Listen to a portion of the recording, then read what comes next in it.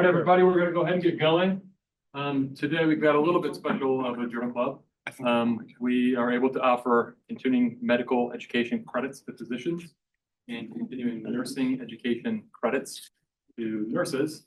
And to present today, we've got Dr. Nicole Hughes, who's one of our occupational medicine residents. And we've also got Dr. Andy Phillips, who's one of our occupational medicine program faculty. And I'm going to go ahead and let her take it away. If you want to get credits, for those of you online and others present here, we have some handouts available and some information about how to get credits.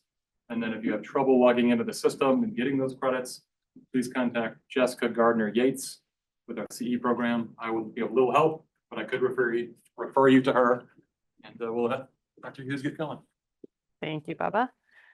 For those of you that don't know me, like Bubba said, I'm Nicole Hughes. I am in my last year of occupational medicine residency. And the paper that I chose to discuss today is titled Dermal Exposure to Agrochemicals as a Risk Factor for Skin Cancer in Farmers and Ranchers in the U.S. Central States.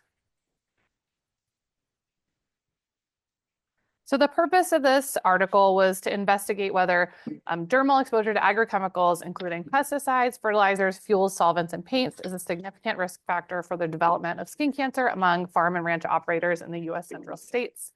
And they basically were thinking that farmers are exposed to pesticides and fertilizers pretty regularly, but they also are involved in maintenance and fueling of farming machinery. So they wanted to look at fuel, solvents, and paints as well. So why do we even care about this? Skin cancer and UV exposure is very well documented. So when most people think of skin cancer, they think of sun exposure. But agrochemicals are often overlooked as an occupational skin cancer risk for farmers and ranchers. So they thought this is something that needs to be a little bit more investigated. We know about sun exposure. Let's see if there's something else that could be causing skin cancer in this population. It is a high-risk population. They are handling a lot of different types of chemicals, and they also do have sun exposure. So almost a double whammy for potential risk factors for this population. And this is preventable. So sun exposure can be prevented, and so can pesticide exposure if you're wearing the proper PPE. So if this is something that is actually causing skin cancer in farmers and ranchers, then we could implement ways to decrease this risk. And this could also apply to other occupations. So landscapers or anyone else that's handling these types of chemicals could benefit from the results of this study. So some of the methods that they used to figure out if there was a risk of developing skin cancer in this population was they used surveillance data from the Central States Center for Agricultural Safety and Health, CS-CASH, from 7 U.S. Central States. The states that they looked at were Iowa, Kansas, Minnesota, Missouri, Nebraska, North Dakota, and South Dakota. What they did is they found a pool of self-employed farm and ranch operators, and they surveyed them in 2018 and 2020. The farms and ranches were randomly selected for surveys from the FMID database, also known as the DTN Farm Market Data, which is a private agriculture information services company. And they did stratified random sampling of 2,500 farms per state. So here's kind of a picture of how they selected who was going to be included in this study. So they found over 430,000 different operations, and operations are farms or ranches. And then from that pool, they sent out surveys, one in 2018, which you'll see on the left side of the screen. And they mailed about 16,826 surveys. A large proportion of non-respondents, so 13,644 people did not respond, but of the respondents, 2,982 responded. And then in 2020, they did the same thing and mailed out the same survey, and 17,328. Again, a large proportion of non-respondents, and then respondents was a similar amount at 2,980. They combined those and they total, so the end value for this was 7,943. They did exclude farms with less than $5,000 estimated gross farm income.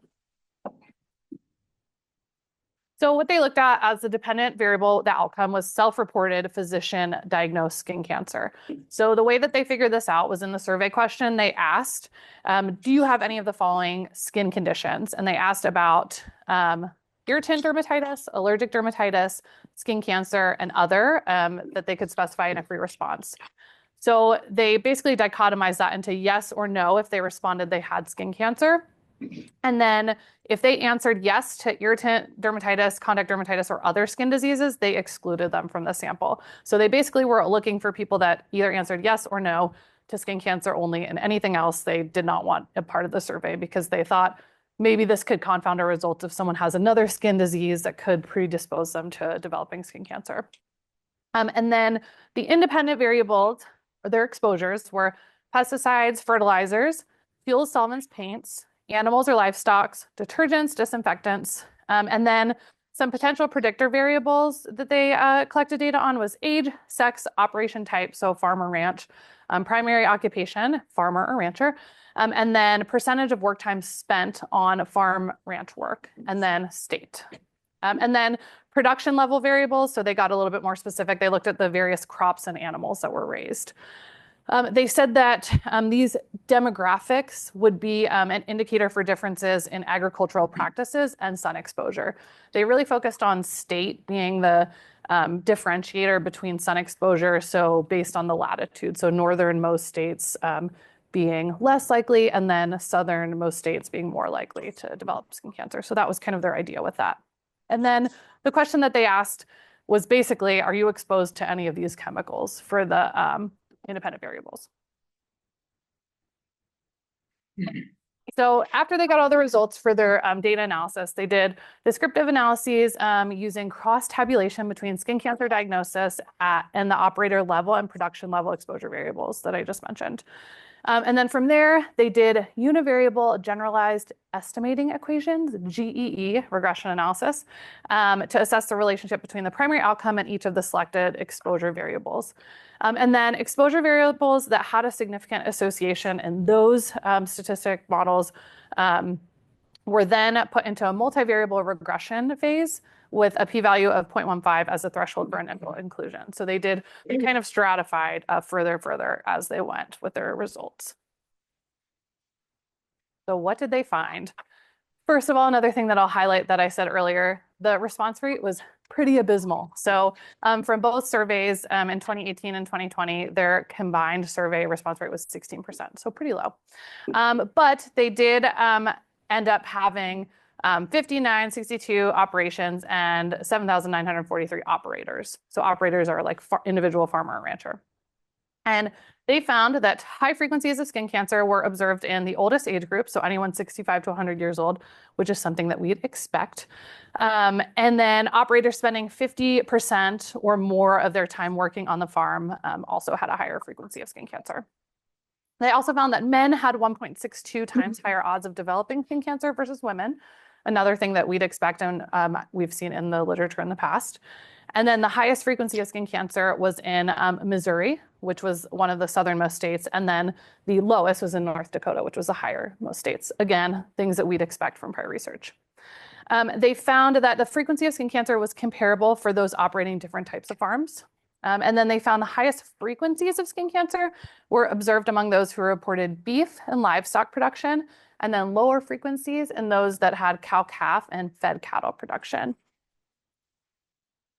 So here is a table kind of going through the skin exposure factors among the operators. So again, higher frequency of skin cancer found in those exposed to pesticides and fertilizers with an odds ratio of 1.27, and then fuels, solvents, and paints with an odds ratio of 1.22. So from there, they went to a multivariable analysis to try to see, is this real?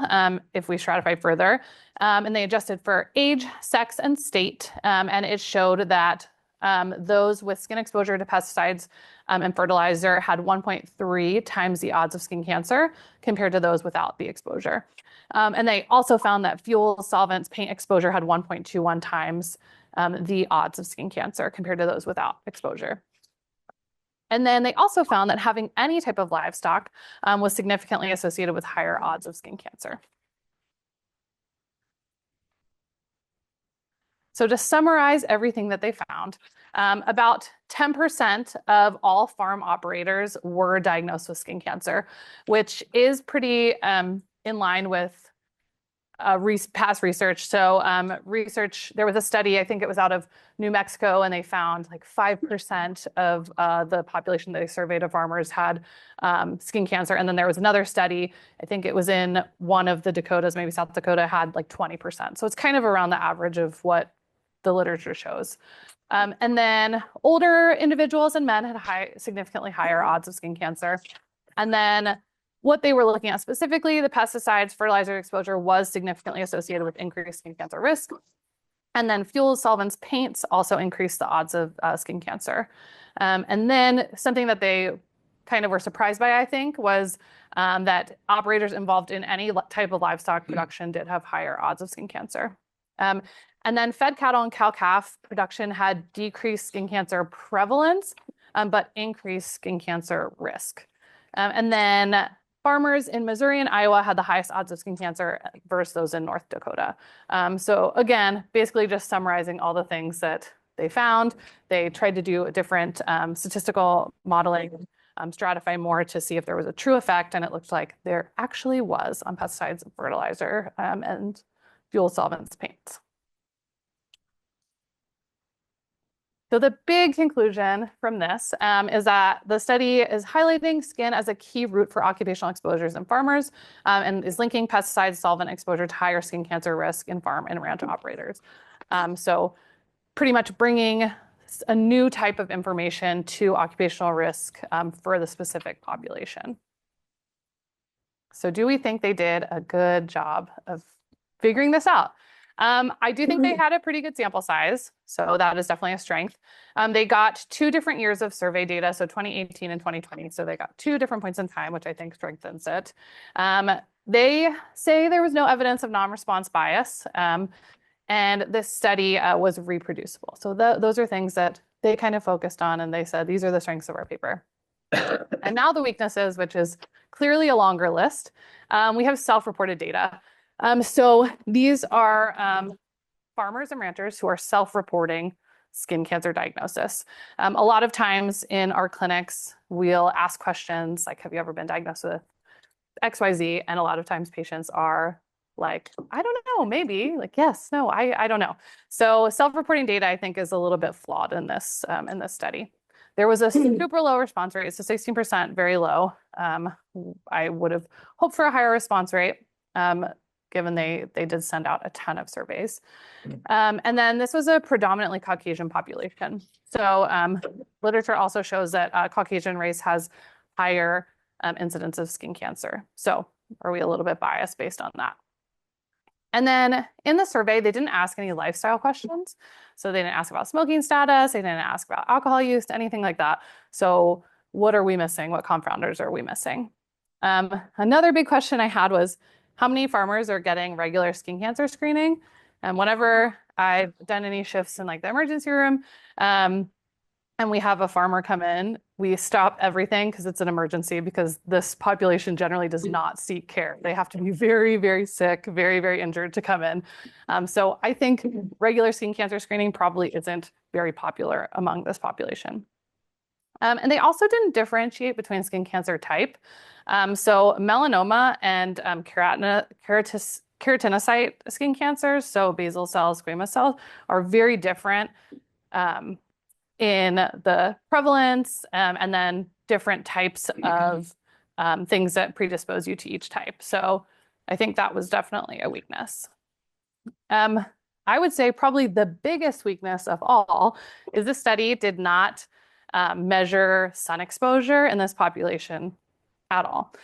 So while they tried to control for it through state, like northernmost versus southernmost state, I think that not asking any questions on how often are you outside without sunscreen or without hats or anything like that is really doing a disservice to this study. They also didn't ask about PPE usage. So if they were using PPE or if they weren't, if that was helping protect against the exposure of pesticides, solvents, things like that. And then I think there are just all of these things that I just discussed are a bunch of confounding exposures, and I think that there are probably more that I haven't even thought of. So overall, I would say, yeah, I would say those are the strengths and the weaknesses. More weaknesses, but I think they did a pretty good job. So for the AI component, what I asked ChatGPT, I said, can you come up with ideas for future studies based on this paper? Because in my opinion, I think there's a lot of research that can come out of this that could make these findings stronger. And some of these I thought they were okay, but they said longitudinal study. Of course, that is a great idea. We should follow people for a long amount of time. Then they said biomarker analysis. Like, oh, yeah, that sounds like a pretty good idea. And then effectiveness of PPE usage, which I think we should look at, but it's not super I mean, if they had talked about PPE usage with agrochemicals, like, yeah, but kind of just this general blanket statement. We should look at how effective PPE is. So I think that was probably not great. And then geographical climatic influence on exposure risks. They did talk about this in the paper, so that's probably where they were pulling that idea from. And then genetic susceptibility and agrochemical exposure. Also, I think these are great general broad ideas, but I don't think they're anything that could come like specifically from the results of this paper. So AI, you tried, but I didn't feel like it was the best answers. So for group discussion, some of the questions I have are what interventions could be implemented to help prevent skin cancer development in this population? And then specifically, what type of barriers would we run into? Any ideas?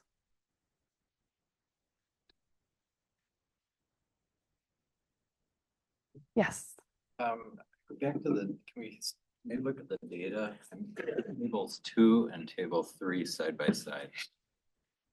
Yeah. Okay, so I don't have table 2 in here. I just read the data from it, but I'll pull it out. Because I am having huge trouble making sets of these tables. Okay. I don't know if anybody else is seeing anything else, but how do we get table 2 from elevated odds ratios for beef, livestock, cow, calf, fed cattle, and then if you go to table 3, animals, livestock says no, it's not elevated, it's reduced.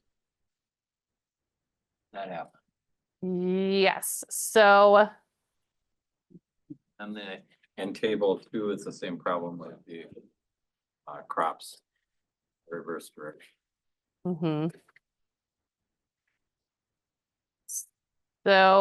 So basically what they said in the like meat of the paper, they were saying that the higher frequencies did not relate to the higher risk. So for like the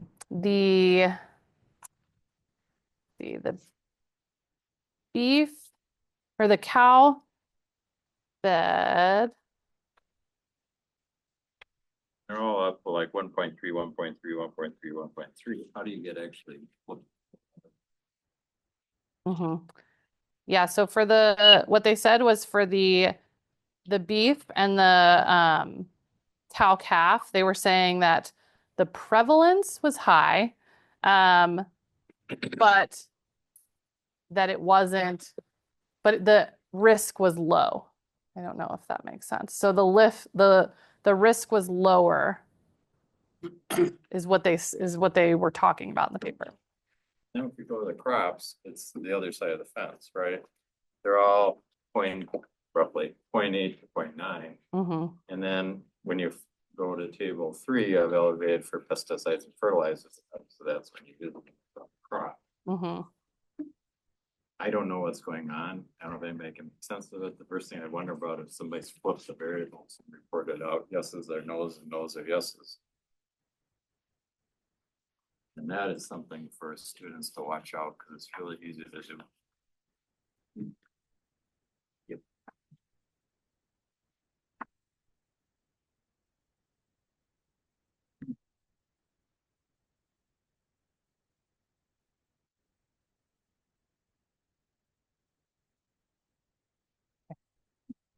Anyone have any ideas about that? So I think what Kurt is describing may very well be what happened. It's hard to know without actually seeing the data, and I don't see where they've made that data available. I don't think an open access to their data set. So, but regardless, something weird's going on there. So Mhm. that's to me that's Sure. the take home message is, okay, something's not right here. What it is, don't know. It's also a cross-sectional design, as you said earlier, so it's just kind of like what, what you drew as a conclusion as we should investigate this more. Yes. I think that's about as far as you can go with this, Mhm. right? Because the findings seem to have some issues. Yes. Right.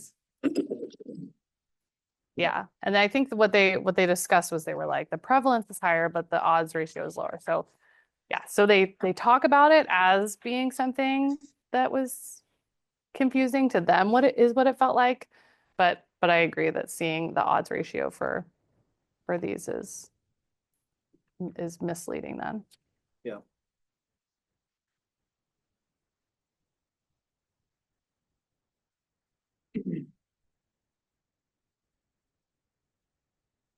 I have a comment on possible intervention Yes. opportunities. When I was directing the fatality surveillance work in Oregon, we got acquainted with the workers' comp insurer, the Safe Corporation Agricultural Safety Seminar Series. Mhm.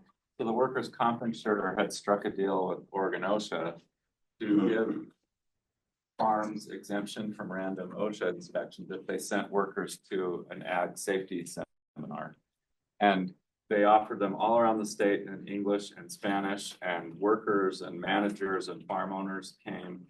And it was thousands of people trained each year. And so you would have farmers and workers all in a place where they could have a brief, cancer screening or health screening of some kind.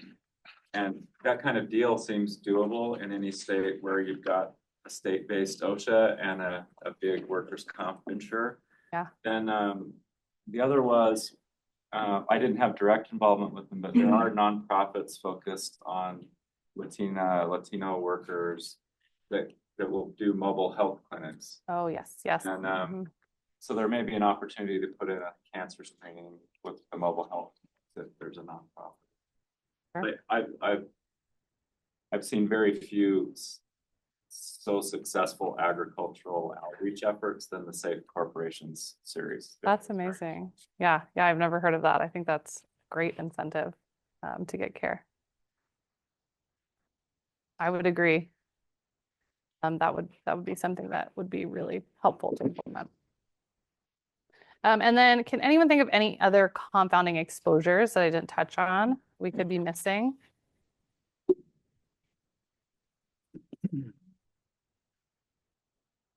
Not really an exposure, but family history plays a big role with melanoma. Yep, melanoma is a huge one with, and I wish they would have distinguished between non-melanoma skin cancer and melanoma to help give more, I think, strength to this, but they did not.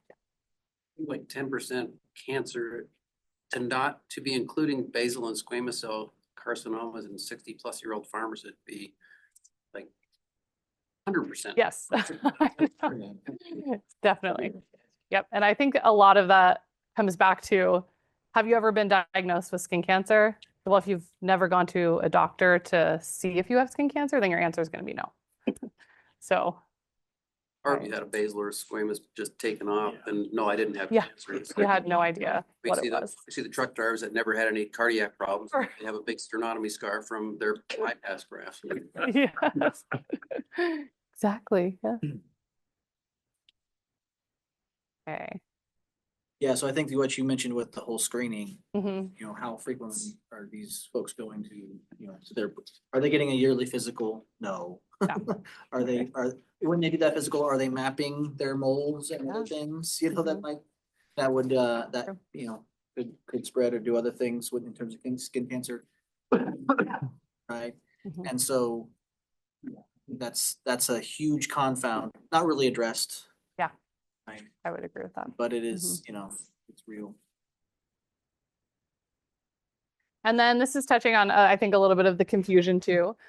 So is there an explanation for why they found a decreased prevalence in fed cattle, cow-calf, but then an increased risk after adjusting for other variables? So I thought that was something that was confusing, that they were confused about, that I was confused about, Dr. Heigman was confused about, we're all confused about. So any ideas about if this was true, why certain type of like livestock would, and they had an idea in the paper, but any other ideas about how having this specific type of livestock would cause an increased risk of skin cancer? I don't have a thought about why the livestock, but I do have a thought about the data. Mhm. One of the things that psychologists have probably spent a little too much time and energy on is something called common method bias, right? Which is when you measure your individual variable and your dependent variable on the same measurement through the same process, et cetera, right? All that sort of thing. And this was that, right? And the reason that we got so excited about it and there's hundreds and thousands of papers that have a section devoted to what we did to deal with common method bias. And the reason we did that is because there are a series of things that can happen in your analyses that can give you false information if you have a common method bias, in the data. Usually, and the most common one is inflated relationships. The correlations are stronger than they should be because you have a method factor correlating things together. Another one is just some false positive things or some funny outcomes that don't really actually mean anything that sometimes work anyway because there's an increased possibility, probability of those relationships being a little stronger, right? And so it's possible in this particular case that finding is just a spurious finding, right? Because of the common method bias that could, but we don't know because they haven't done the analysis here in a way that will tell us that there was a common method bias issue. So I'm hesitant to think too much about why that specific thing is real or not because of that issue. Sure. So, but you're welcome to talk about it. Yeah, as I said. So one of their explanations, if this were to be true, was that, livestock in general, you are handling certain types of like antibiotics or other things that you're handling, you're not handling when you are producing crops. So any type of like treatments for your animals that are not treatments for crops. So they did find that the increased odds ratio if you had any type of livestock, and then they found this maybe real, maybe not for fed cattle and cow-calf. So maybe there was something in these subpopulations of cow that they were, exposed to antibiotic-wise or things like that. Feed, different things like that. So 2 explanations potentially. And then does anyone have any idea on ways to differentiate between UV exposure and then dermal chemical or pesticide exposure? So they tried to say that if they use latitude, that would help, but I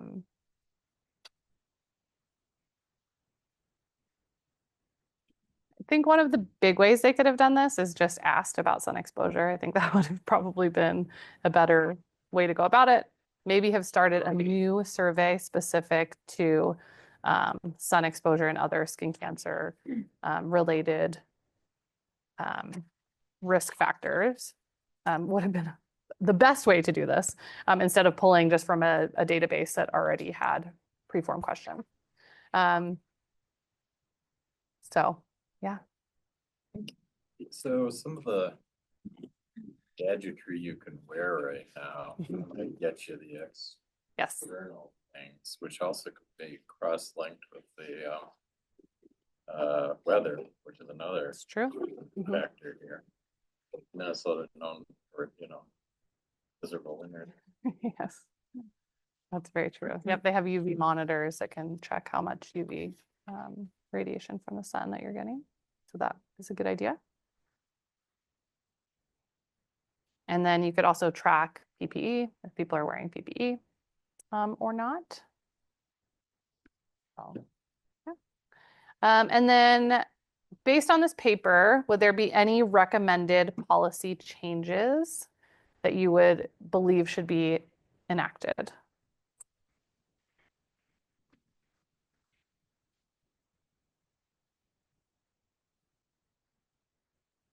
Probably not. Probably not based on this study. Wasn't super strong of a study, so probably not making any policy changes. But I think definitely getting more information on this as a risk factor for skin cancer development is important. So, and then I guess the argument could be made based on state UV exposure. There could potentially be policy changes for I don't know, sunscreen and farmers or sun safety and farmers based on other data, not from this study, which was more focused on pesticide and solvents. Okay. Any questions? I emailed Riz, so I'll find out what his answer is. Good. Let me know.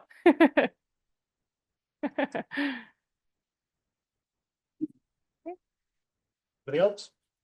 All right.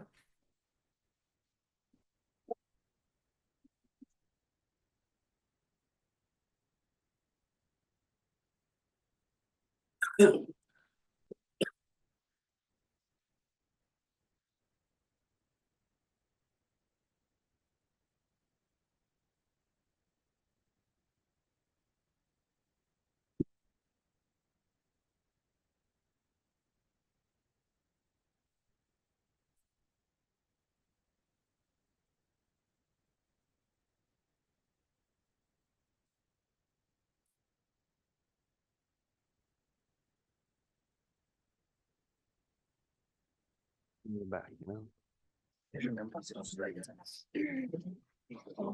All right. Is this on? Is that better? All right.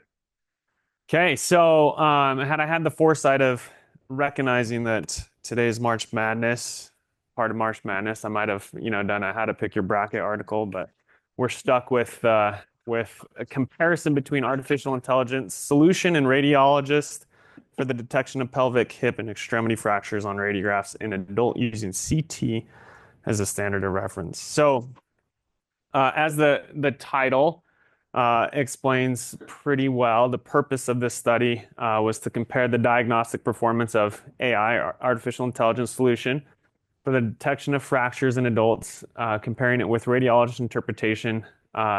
And kind of the one unique take from this article compared to other literature on this topic is that they use standard dose CT as the gold standard as opposed to using a radiologist interpretation as the gold standard. So why do we care? So I previously did a little stint in radiology residency, and at that time when I was interviewing, AI and radiology was a hot topic, and this was a long time ago, back in 2012, and a lot of people were like, "Why are you going to radiology? Your job's going to be taken over by AI in the next 5-6 years." And so I was like, I don't know, why am I going to radiology? So then I switched to occupational medicine. But we're we're 13 years out. AI is much hotter of a topic, right? That was something that radiologists were thinking about. Now AI is thought about by many different people across many different industries. And laypersons are very much involved with thinking about how AI. I know my 8th grader probably, unfortunately, does a lot of his English essays with AI help, right? So it's something that is much more prevalent now, and so it's much more interesting to see kind of where those worries are. So we care in a medical world about this, as standard radiograph is the first line imaging modality in management of persons with bone and joint trauma. Preliminary misinterpretation rate is not negligible. So in emergency rooms, about a quarter of the x-rays that are being utilized for evaluating orthopedic type injuries will have a misinterpretation. It's exacerbated by high volumes, right? ERs are very busy. Initial reads are being given by non-senior radiologists. It'll be the clinicians who have some training in radiology, but not to the level of radiologists. Additionally, the conditions upon which the exam are performed, right? These are people who are coming in with significant injuries potentially, or have other serious comorbidities which limit their ability to have the imaging taken in an ideal setting. And so those may be some of the reasons why that misinterpretation rate is where it is. So AI has led to the development of diagnostic tools which have shown to be effective in fracture detection when compared to radiologists. And so how effective and how we should be using it is part of what this study hopes to provide some additional information on. So this study, the methods, the patients were considered from a prospective multi-center trial. That trial was initially looking to compare standard radiographs against low-dose CT for the detection of fracture. And so that same cohort was where the initial patients were looked at. Inclusion criteria required that they underwent radiographs of the pelvis, hip, or extremities. They had to have an AI solution utilized. And then they also had to receive a CT exam, which would be utilized as the gold standard as to whether or not there was a fracture. Exclusion criteria was the participant being enrolled in a separate institution or outside the study period, or if they had spine radiographs. Spine radiographs were not part of what was being utilized. So in total, there were 94 patients that were enrolled in the study. So the AI solution that was utilized in the study is called Revolve. So it is a fracture detection that was trained with a lot of different radiographs. So they had a validation set of 15,000 radiographs, little over half having no fracture, and then a little under half having a fracture to train this deep learning model. They looked at 115,000 osteoarticular radiographs, so just joint radiographs. And then they also had a test set of 2,000 radiographs, 1,000 of which had fractures and 1,000 of which did not. And so those were the data sets which were used to train this Revolve. And this solution has received FDA clearance for fracture detection in the past. So it has achieved some level of utility. So for each radiograph, the Revolve would be applied to it, and it would search for the presence of an abnormality. So you can see we have A, B, and C here. And what would happen would be first, the solution would tell you, is there a fracture or not? When a fracture was suspected, it would highlight the areas, as you can see with these nice little boxes. And then that would be kind of, it was just yes or no, and then highlight it. So you can see, some distal radius fractures here, and then a pelvic fracture in C that it was able to detect. In terms of data collection for each patient, there would be demographic information collected, just age, sex, the clinical context, location of the fracture identified, and then details of patient management were also recorded. And then for each radiograph interpretation, we have the AI solution, the Revolve, their location of the suspected fracture, and then we would have a senior radiologist give their normal report. They were blinded to the AI report as well as the CT report. For the statistical analysis, so as mentioned, the gold standard utilized in this study was the CT report, and that was interpreted by a senior radiologist. So that was the standard of reference. And then the only thing that was really evaluated was the presence or absence of the fracture and then the location of the fracture. So only acute fractures were being considered in the study. So soft tissue findings or other incidentalomas were not considered with this study. The data was tested for normal distribution. And then the McNamara test was utilized to compare the sensitivities, specificities, and accuracies of the AI solution and of the radiographs read by the radiologist. So here's just a little flow diagram of the inclusion of the patients. So there were 554 patients initially in that cohort study. 211 were excluded because they were from outside institutions. And then another 242 were excluded because they were outside the study period. And then, as mentioned, spine radiographs were excluded as well. So we ended up with 94 patients who were included, half of which did not have a fracture, and half of which had at least one fracture. And you can see there were some patients who had multiple fractures, including one who had 4 fractures. Okay, so looking at some of the demographic information on the participants as well as some of the fracture information. So we have a split on this table, forearm, wrist, and hand. So upper extremity essentially, and then pelvis. So pelvis and hip, and then lower extremity. So be distal to the pelvis and hip. So the majority of the participants were female. You can see that the highest number of patients were looking at the lower leg, ankle, and foot. 45 out of the 94, and then 32 had the upper extremity. There were the age. It had a fairly wide range. As you can see, the range was 20 to 99, with the 56 being the mean there. And the number of fractures. So you can see they were split fairly evenly between the 3 groups. Forearm, upper extremity, lower extremity having more than the pelvis.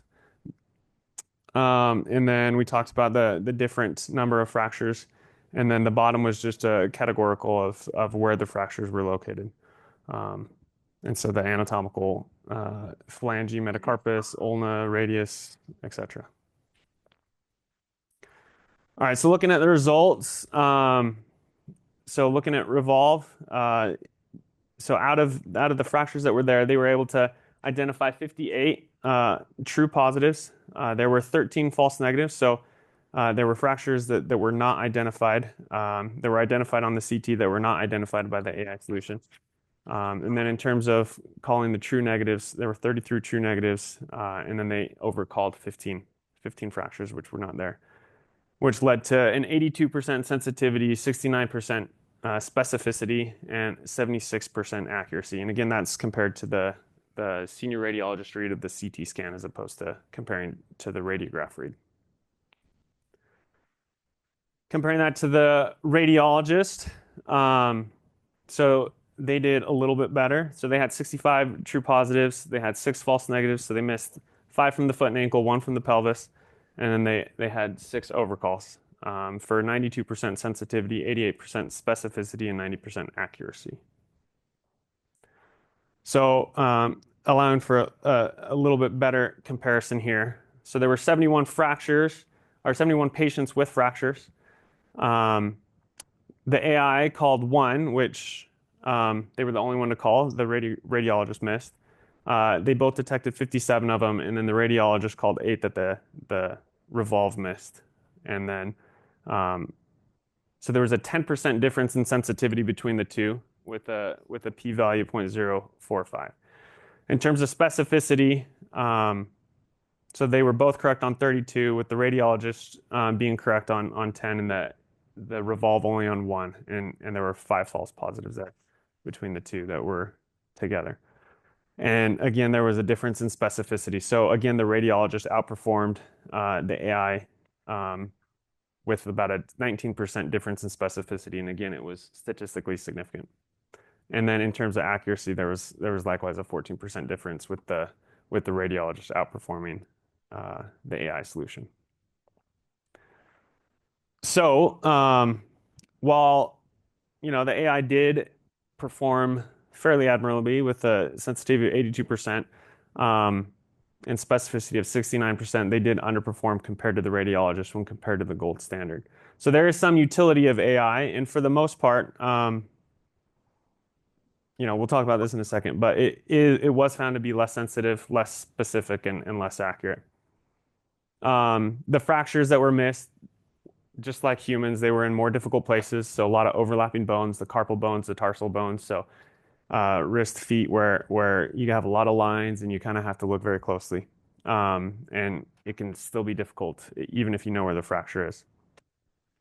So they did note that in 54% of the missed fractures, the revolve called a separate fracture. So if there's a fracture noted, it may reduce the clinical impact on the patient because they're being treated for one fracture, and so the missed fracture will have less likely to have a worse outcome. And looking at some of the weaknesses of the study, it was a single center. Only one type of equipment was utilized, right? So equipment in radiology can be important because there's more fidelity with the images, and so only comparing one type of equipment does limit the generalizability. Small number of patients. Generally, AI is considered to be a tool for diagnosis as opposed to an independent diagnostic solution. And so the study doesn't give a ton of information as to how AI is currently being used, but it does still give information as to how it potentially could be used in the future. And then I felt like they gave some context as to the AI performance by body part. They didn't go into in-depth analysis. I think it would be helpful to recognize how it did in specific areas to be able to recognize a little bit more as to its limitations. In terms of the strengths, as mentioned, it used the gold standard of a CT exam as opposed to a consensus reading of radiographs. And so in other studies, AI performed better, right? It was in the 90% sensitivity compared to like a radiologist. But a radiologist read isn't necessarily truth, right? Whereas a CT exam is getting a little bit closer because CTs are much more sensitive to recognizing fractures than are radiographs. And so that unique take on it, I think adds to what the literature is out there. It also brings up the question as to whether or not ultra low dose CTs should be considered as replacement for radiographs, given what we talked about, the higher rate, 24% of misinterpretation of radiographs, particularly in these difficult settings. So given that the whole of the article is about AI, I didn't do a AI take like Dr. Hughes did, but what other concerns might you have with an AI-driven solution after kind of hearing about the state of the art with this one?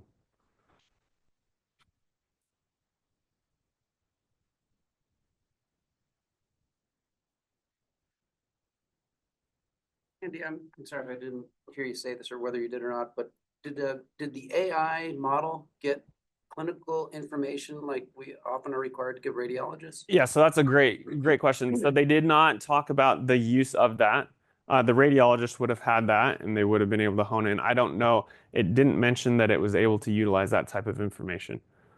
But especially in some of those more difficult to diagnose areas, right? If a clinician, sometimes clinicians feel like they can read radiographs as well as radiologists because we examine the patient, send them to radiology, and then we get a read back and we know exactly where on that image our patient hurts. Whereas the radiologist is like, oftentimes they get like hand pain. And it's like, yeah, I know it's hand pain because you ordered a hand x-ray.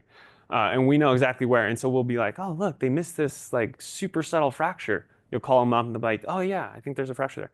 And so having that information is important. And the lack of that for the AI probably gives the radiologist some additional information.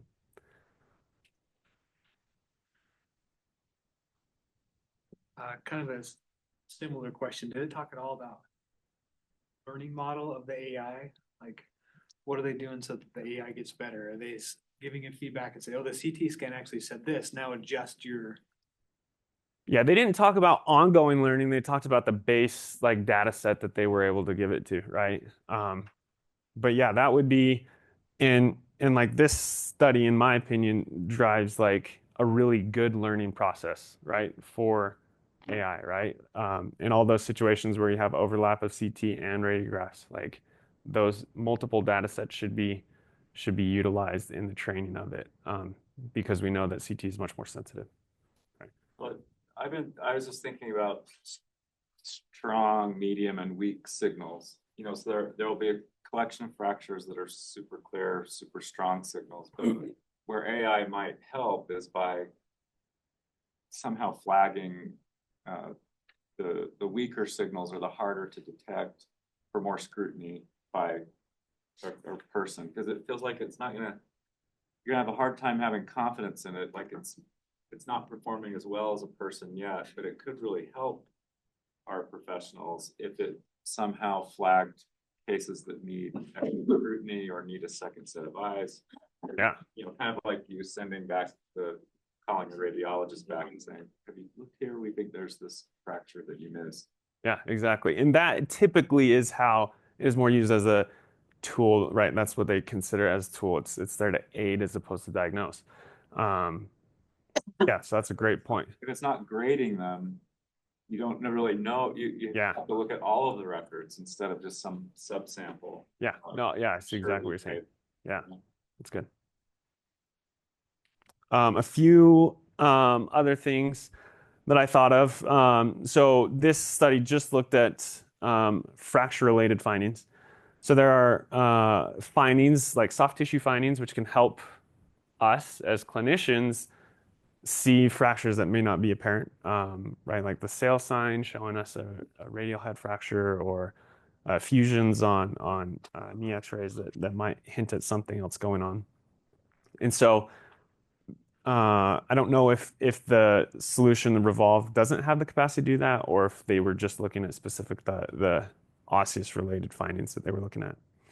And then also, something that radiologists tend to do, they're considered doctors, right? And so they'll let you know, like, hey, if you're really concerned about a fracture at the scaphoid, like re-image this in 2 weeks, and that fracture will be more apparent and we can see it better. And so little hints like that, I would assume that those could be fairly easily programmed into an AI type model, but that was not discussed.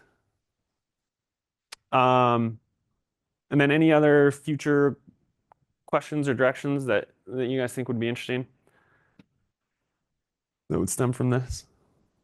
So we already talked about my first one, the first one up there that Dr. Compton brought up. This, what do we train it with, and could we train it with this paired CT radiograph to improve learning? How can we improve its learning? One thing I think would be interesting, they talked about the misinterpretation in ERs, and that's partially because it's non-radiology clinicians or junior radiologists, like residents, as well as suboptimal performance, right, or suboptimal images. But I would be interested to see how something like Revolve compares against, an urgent care provider, because those are the people who are making decisions clinically, because the radiologist isn't going to get to reading that X-ray in time, and so I would imagine that it's going to be much closer in terms of sensitivity and specificity, given that it was already much closer with the trained senior radiologists, as opposed to being compared to a CT. Yeah. I'm curious how it might influence the liability landscape in the future if these are to become more incorporated, if a deep pocket like an AI is involved for misreads. Yeah, I don't know. Ask Tesla and their full self-driving, right? I think there's some liability at the top, and that would be interesting to see. Yeah, similarly, I've always been interested in, or since this has started to come about, like the public reception and patient reception of AI models like this, because are people more, are they more accepting of a human error or of a computer error? And I think humans make different types of errors than computers. And so it's like a human can identify more with a doctor who misses a tiny little x-ray, but they're like, oh, machine missed it. Like that might be more unnerving to them, or maybe more litigation prone. It's hard to say, but it's been an interesting concept to think about. Yeah, it is interesting. And it would be also another interesting thing would be the consistency of reads, right? Like there's studies out there where like intra-reader and intra-reader reliability are fairly different. On lumbar MRI, somebody calls this mild, somebody calls this moderate, somebody that type of thing. And so it would be interesting to see the type of consistency that could come with AI, and that being a diagnostic tool for radiologists, right? They can interpret it, add their additional, but it would probably lead to more consistency, or had the potential to do so. Mentioned that CT is the gold standard, so people may not. Yeah. For fractures. Any ideas on larger studies and that sort of thing in this area, and how fast do you think this is evolving? There's a lot of literature that's rolling out, and they're mostly looking at kind of it being used as a tool, because that's how they're trying to demonstrate that their tool is meeting current standards to be able to be used. But as of how fast it's going to move, I'm no expert, but given that there was worries 12 years ago, and we're just, that's not a terribly long period of time, right? But as technology starts to move in that direction and more studies come out, I think it will be kind of an exponential curve. But I don't know where on that exponential curve we are. But I do think it will pick up. Any other questions? All right. So I guess I had one more slide. So we talked about all these conclusions, but radiologists outperformed AI solution. The results from this study reinforce that AI should be monitored and used as a diagnostic tool or aid. And then it also demonstrates, like Dr. Hegman was just saying, that we need a strong standard of reference, CT being that for fractures. And then we should continue to compare against that true gold standard as opposed to radiologist human interpretation. So, all right, thank you.